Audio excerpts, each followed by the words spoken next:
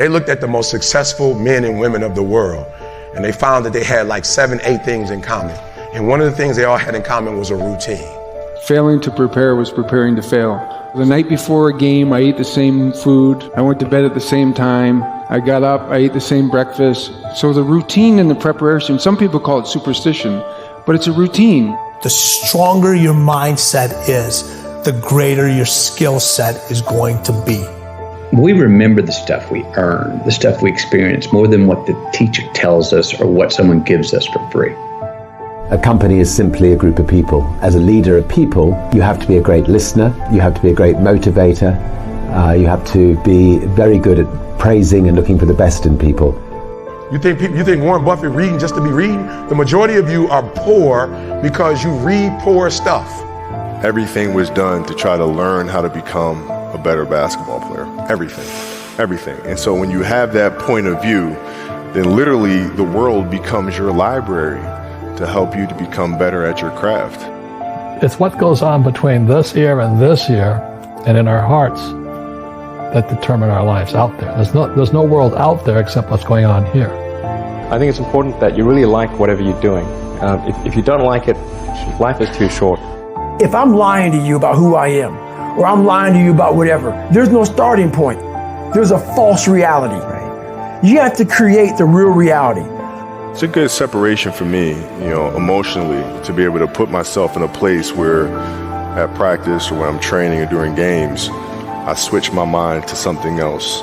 I became #1 in the world. I became a millionaire not because I made more money. I became a millionaire because they told me millionaires only live off of 30% of their income. I became a millionaire because I did what millionaires did. I stopped living off 100%.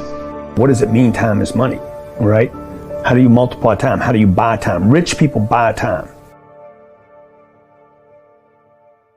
Most of the people watching this thing should either not be in business if they've got one, or close the f***er down if they got one. Because you got in business for all the wrong reasons, and you don't have the balls to close them down because of what other people are going to say. You have no idea how limitless it is when you're not afraid of what other people think or say. You have no idea. There's not 2 people watching this thing that even has a concept of what it is to act as if you have no limits to your abilities. 0.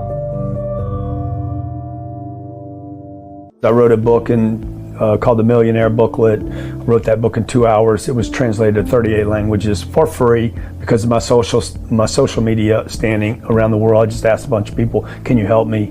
38 languages, and literally in 1 month the whole book was produced, written, translated. Like, you need friends. Counterintuitive, 50-page pamphlet type book you're making, not the New York Times bestseller. Yeah. Where'd that come from? Another contrarian idea. Again, like the book publishers, they're dying. They're come on, man. That's antiquated. You don't even count digital downloads. Like, what's wrong with you guys? Right. So give them something they can read in a couple hours. Give them It took me 19 months to write my last book because the publisher was involved.